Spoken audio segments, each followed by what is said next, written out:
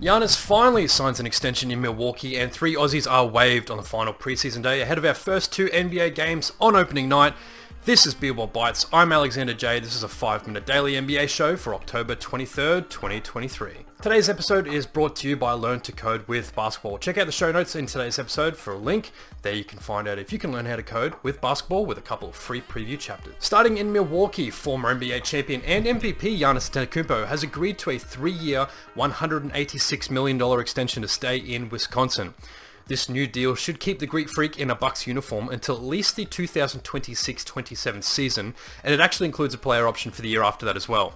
This is a massive win for the Bucks fans and a direct result from the acquisition of Damian Lillard ahead of this season's start. Keeping the extension theme running, and Minnesota have extended one of the league's premier 3-and-D players in Jaden McDaniels to the tune of 5 years, $136 million.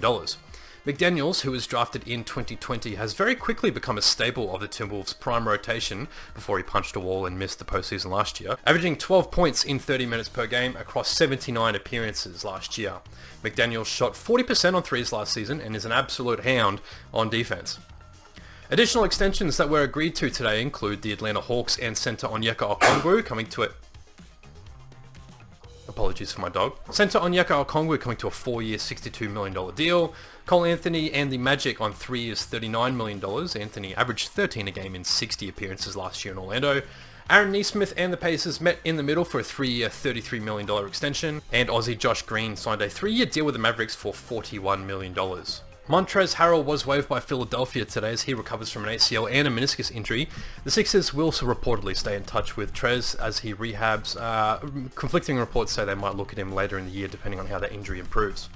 Now to the 3 Aussies that were waived overnight. As reported yesterday, Jack White was waived by the Thunder as they continue to face a growing roster in Oklahoma.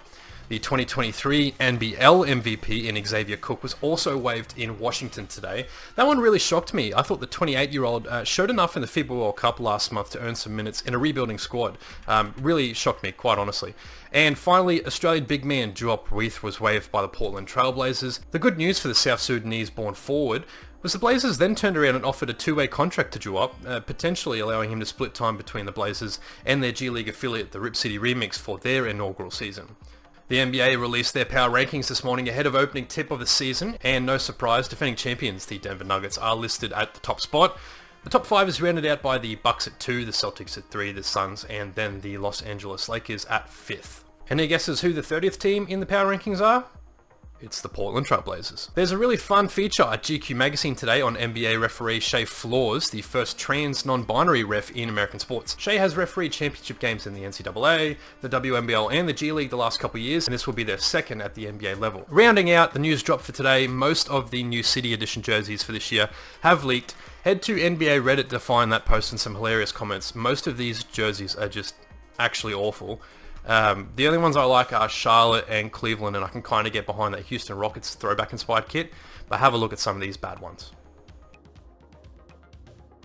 Now, the first 2 NBA games are tomorrow. The defending champions, the Denver Nuggets, will take on the Los Angeles Lakers in the season opener in Denver, followed by the new Big 3 for Phoenix taking on the Golden State Warriors, who will be without Draymond Green as he rehabs an ankle injury in San Francisco. Learning to code isn't hard, you just need to stick with it. I've been wanting to upskill so I can reach a higher salary at my job, but I'm a kind of person that needs to be motivated to learn.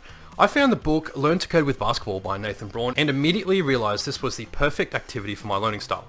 Nathan pretty easily explains new data analytics terms to teach you the basics of Python and modeling using real-world NBA data.